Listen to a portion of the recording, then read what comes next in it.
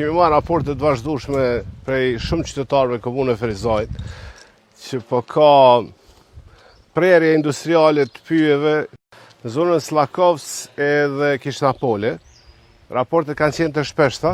Ne jemi këtu bashkë me drejtorin e Agjencisë të Pyjeve, kryeinspektorin e pyjeve, për ta bënë një regjistër të plot të situatës, për ta dokumentuar masën dësore që është pre, mbi bazën asaj çfarë pam, informacionet që i kanë marrë qytetarët janë valide dhe ata që janë të angazhuar në prerje, për fat të keq, janë recidivistë.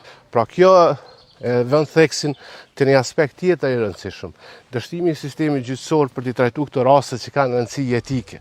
Po ashtu ne po marr vesh për inspektorit që krahas prerjeve ilegale shpesh shkaktojnë edhe zjarre për të justifikuar se për ta fshehur krimin.